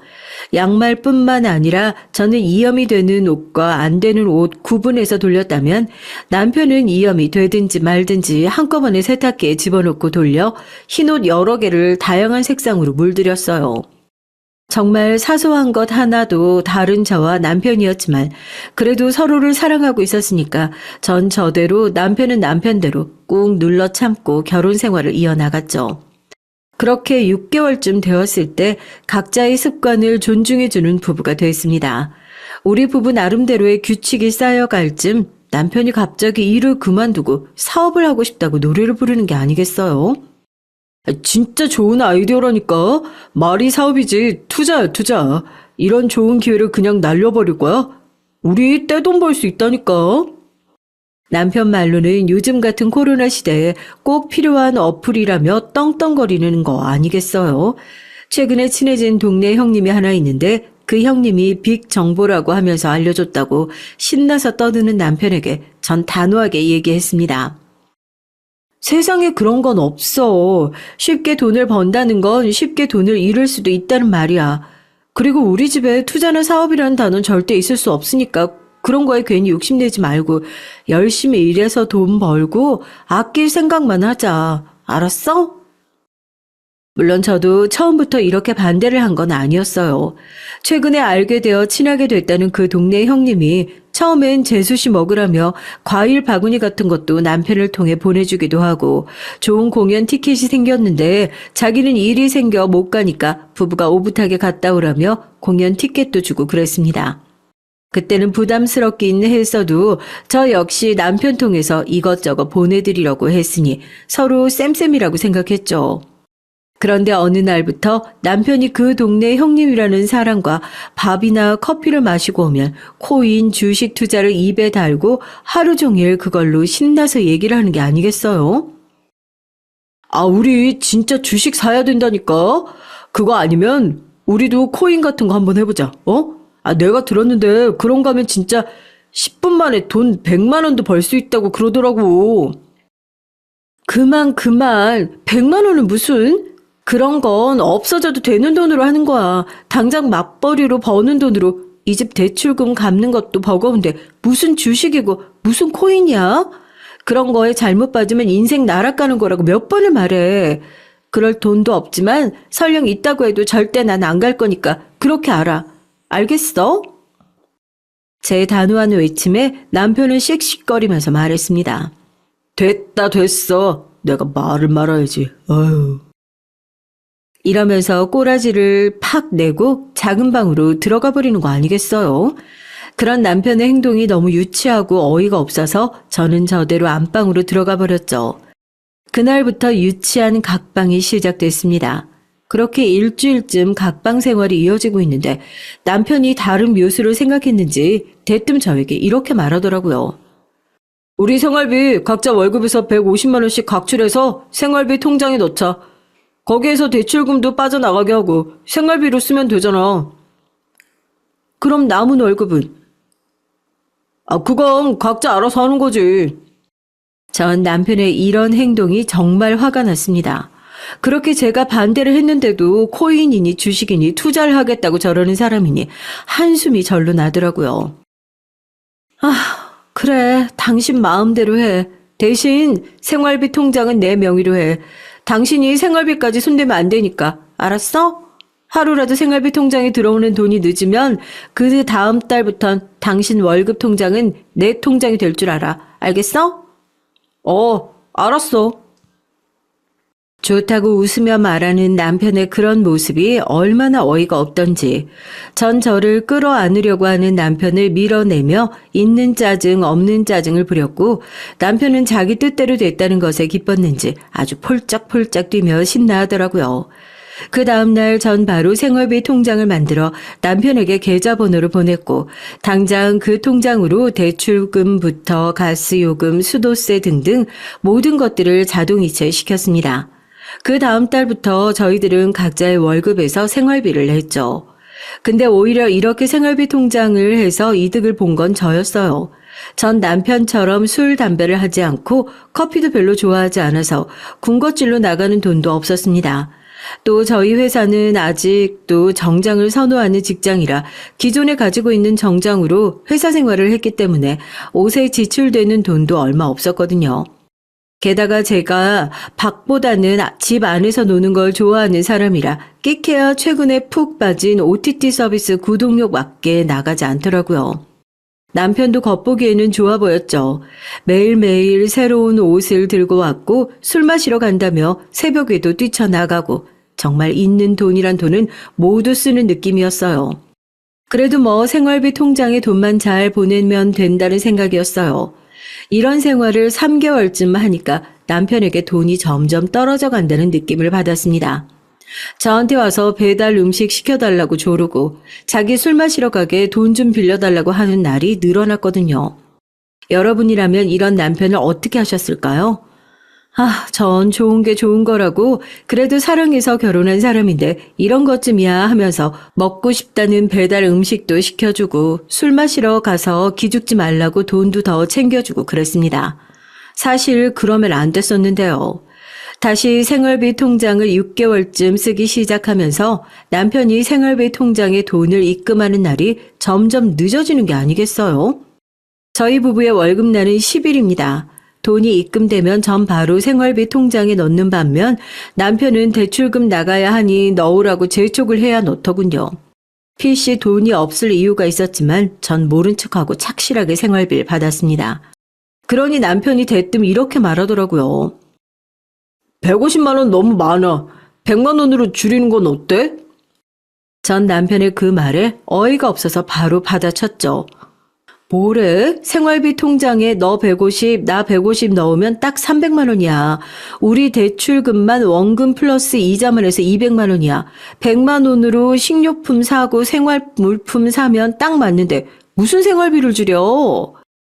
남편은 제 말에 툴툴거렸고 전 남편이 그러던지 말던지 아무 말 하지 않았습니다. 그 후로도 몇 번 더 줄이자고 얘기를 했지만 통장을 까고 보여주니 아무 말 못하더라고요. 시간은 빠르게 흘러 다시 6개월이 지났을 무렵 남편이 떵떵거리며 자기가 주식으로 얼마를 벌었고 코인으로 얼마를 벌었는지 아냐며 맛있는 것을 한가득 들고 와서 저에게 자랑스럽게 말하더라고요. 전 그런 남편을 보며 속으로는 혀를 찼지만 겉으로는 대단하다며 박수를 쳐줬어요. 그러자 남편이 이러는 거 아니겠어요? 그러니까 이제 당신 그만 쉬어. 내가 이 돈으로 아주 잘 살게 해줄 테니까. 뱃속에 아기도 힘들 거 아니야. 네, 저는 그 사이에 임신을 했고 벌써 임신 5개월 차가 됐어요. 임신을 했지만 회사를 그만둘 생각은 없었던 저에게 남편이 이제 자기도 투자하는 흐름도 알았고 배도 더 불러올 테니까 회사를 그만 다니라고 꼬시면서 저에게 카드를 하나 주더라고요. 자, 이거 받아. 이게 뭐야? 뭐긴 뭐야, 카드지. 한도는 내가 알아서 설정했어. 당신은 이제 내가 벌어다 주는 돈 쓰면서 태교해. 내가 당신이랑 아기는 제대로 책임져 줄 테니까. 이렇게 으쓱거리며 말하는 남편이 귀엽게 느껴진 전 그런 남편에게 말했습니다. 그래도 언제 어떻게 될지 모르는 게 인생인데 8개월까지는 채우고 휴직을 하든 퇴사를 하든 할게. 알았지? 에헤이, 남편이 이렇게 돈 잘 버는데 무슨 소리. 그냥 내가 벌어다 주는 돈으로 살라니까. 결국 전 남편의 말에 알겠다고 하면서 카드도 받았고 그 다음날 출근하면서 휴직계를 냈어요.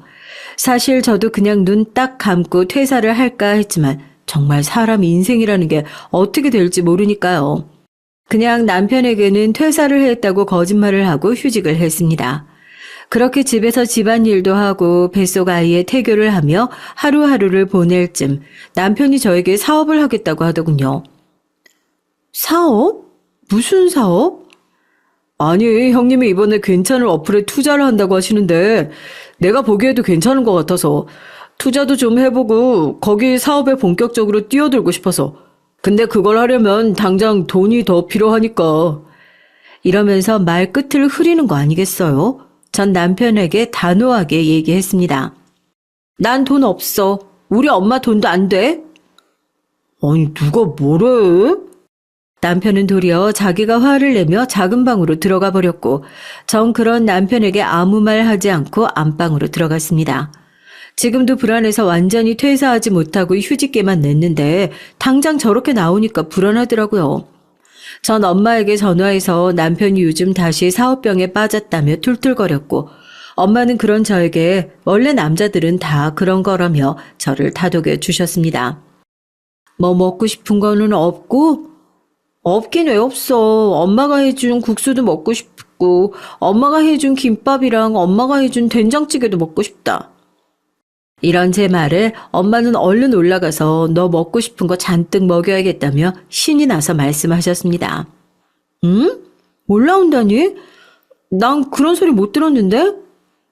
아니 정서방이 너가 요즘 장모님 음식을 그렇게 찾는다고 얘기를 해서 엄마랑 정서방이랑 이런저런 얘기를 했는데 엄마가 올라가서 너 좀 끼고 먹이려고. 안 그래도 정서방한테 들으니까 은주 너 회사도 그만두고 집에만 있다며? 이럴 때 엄마랑 놀아야지. 안 그래? 전 당황한 사람처럼 와다다다 말을 쏟아내는 엄마의 말에 괜히 남편이 저를 걱정해줬는데 내가 좀 너무했나 하고 생각하며 엄마한테 올 거면 얼른 올라와서 맛있는 거 많이 해달라고 얘기를 했습니다. 엄마와 전화를 끊고 전 한숨을 내쉬면서 생각했죠. 그래도 와이프라고 저 생각해서 자기 불편할 텐데도 장모님 올라오시라고 한 남편이 기특해서 작은 방 문을 두드렸어요. 왜? 퉁명스러운 남편의 목소리에 전 한숨을 내쉬며 말했습니다. 엄마는 왜 올라오라고 그런 거야? 제 이런 말에 남편의 다급한 발소리가 들리더니 벌컥 문이 열리더라고요. 당신은 어떻게 알았어? 장모님이 다 말하셨어? 뭘? 당신이 올라오라고 했다며. 근데 당신 괜찮겠어? 아무리 장모님이라고 해도 남인데. 제 이런 말에 남편은 웃으면서 말하더라고요. 장모님이 남인가? 이왕 이렇게 된 거 장모님이랑 함께 육아도 하는 것도 좋을 것 같은데 당신은 어때? 난 괜찮은데 당신은 괜찮겠어? 난 당신만 좋으면 다 좋아. 자자, 시간도 늦었고 당신도 배에 쑥쑥이 때문에 피곤할 거 아니야. 어영부영 말을 하며 저를 데리고 안방으로 가는 남편에게 적금 통장을 쥐어주며 제가 줄 수 있는 돈이라고 얘기를 했고 남편도 고맙다고 하면서 통장을 받았습니다. 시간이 흘러 엄마가 올라와서 같이 사는 게 익숙해질 무렵 남편이 조금씩 늦게 들어오는 날이 늘어나더니 어느 순간 카드를 긁으면 바로 전화가 오더라고요. 또 뭘 산 거야? 뭐긴 뭐야, 쑥쑥이 물건 산 거지. 당신 요즘 왜 그러는데? 전화를 받자마자 화를 내는 남편에게 저도 버럭 화를 냈습니다. 안 그래도 뱃속의 아이 때문에 감정이 널뛰듯 뛰는데 요즘 따라 돈으로 바가지를 긁는 남편에게 옆에 엄마가 있는 것도 있고 버럭버럭 화를 내는 일이 잦아졌죠. 남편과 불같은 전화를 끊은 저에게 엄마는 저를 달래며 얘기를 하시더라고요. 남자가 사업을 하려고 하니까 그러는 거야. 너도 힘들겠지만 정서방도 얼마나 힘들겠니? 네가 좀 이해해주고 그래야지. 아니, 그래도 이거는 아니지. 자기만 힘들어? 나도 힘들어. 저는 달래는 엄마의 말에도 아랑곳하지 않고 엄마가 보는 앞에서 집에 들어온 남편과 심하게 싸웠습니다. 너 카드값이 왜 이렇게 많이 나왔어? 집에 오자마자 카드 명세서부터 확인을 했는지 버럭 화를 내는 남편에게 전 지지 않고 화를 냈어요. 내가 내 거 산 것도 아니고 뱃속에 있는 쑥쑥이 거 샀는데 그것도 못해?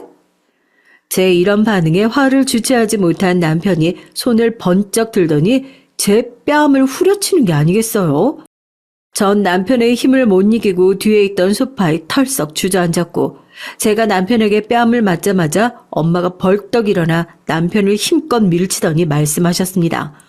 정서방, 지금 이게 뭐 하는 거야? 감히 내 딸을 때려? 남편은 그런 엄마에게 지지 않고 대들며 말했어요. 아, 저 사람이 지금 화를 내게 하지 않습니까? 남편의 이런 태도에 엄마는 남편을 밀치며 말했습니다. 너 당장 내 집에서 나가. 감히 우리 귀한 딸의 뺨을 때려? 그것도 자기 자식을 가지고 있는 애를? 아니, 그게 무슨 소리세요?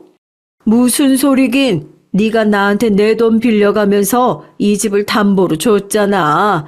내가 정서방 자네가 예뻐서 가만히 보고 있는 줄 알아? 우리 은주랑 쑥쑥이 위해서 아무 말 안 하고 있었는데. 이러시면서 그동안 제가 몰랐던 사실을 두 사람이 싸우면서 말하더라고요.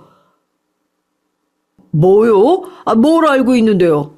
뭐긴 뭐야. 정서방 자네가 투자금이라고 나한테 빌려간 돈도 지금 도박으로 다 날리고 빈털털이라는 거랑 사치하는 애들한테까지 돈 빌려서 지금 쩔쩔매고 있는 거 내가 다 안다 이거야. 이러면서 남편을 확 밀치는 거 아니겠어요? 정서방 자네가 돈 빌린 사채 사람들이 왜 아무 짓도 안 하는지 알아? 우리 운주 삼촌이 하는 곳이라 그래. 그런데 지금 우릴 건드려?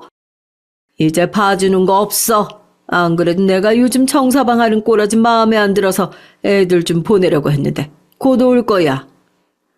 엄마 말이 끝나기 무섭게 문에서 도어락 번호를 여는 소리가 들리는 거 아니겠어요? 곧이어 문이 열리는 소리가 들려서 저도 모르게 엄마에게 다가가자 엄마는 저를 다독이며 말씀하셨습니다. 왔니? 왔으면 그동안 못한 독촉 좀 해라. 신발을 벗고 들어온 체격 좋은 남성 두 분이 엄마에게 꾸벅 인사를 하더니 겁에 질린 남편을 끌고 작은 방으로 들어갔고 곧이어 이런저런 소리가 들리더라고요. 넌 안방에 들어가 있어. 태교야 안 좋아. 방금까지 남편에게 여장부처럼 싸우던 엄마는 어디 가고 맞은 제 볼을 걱정하시며 안방으로 이끄는 엄마가 계셨습니다. 엄마, 이게 무슨... 저 사람들은 다 뭐고 도박이며 담보는 다 무슨 얘기예요? 엄마가 나중에 설명해 줄게. 일단 진정 좀 하고. 엄마는 제가 안방으로 들어갈 생각이 없어 보이자 저를 소파에 앉히고는 볼에 차가운 물수건을 대주셨어요. 작은 방에서는 잠시 소란스러운 소리가 들리더니 문이 열렸고 남편이 산발이 되어 헐레벌떡 거실로 나오더라고요. 그런데 남편의 바지에 오줌을 지린 흔적이 가득하더라고요. 뒤에서 따라 나오시던 두 분도 인상을 찌푸리며 엄마에게 말을 거셨습니다. 누님, 말은 잘 끝났습니다. 뭔 사내 새끼가 위협 좀 했다고 오줌이라 지르고, 아유. 저기 사장님께는 제가 잘 말씀드릴게요. 앞으로 우리 또 보기 싫으면 잘 하자, 어? 알았어? 남편은 그런 두 분 앞에서 무릎을 꿇고 양손을 싹싹 빌며 알겠다고 잘못했다고 빌더군요. 자네가 빌어야 하는 사람은 우리 은주가 아닌가? 엄마의 이런 말에 남편은 제 앞에 냉큼 엎드려 잘못했다고 싹싹 빌었어요.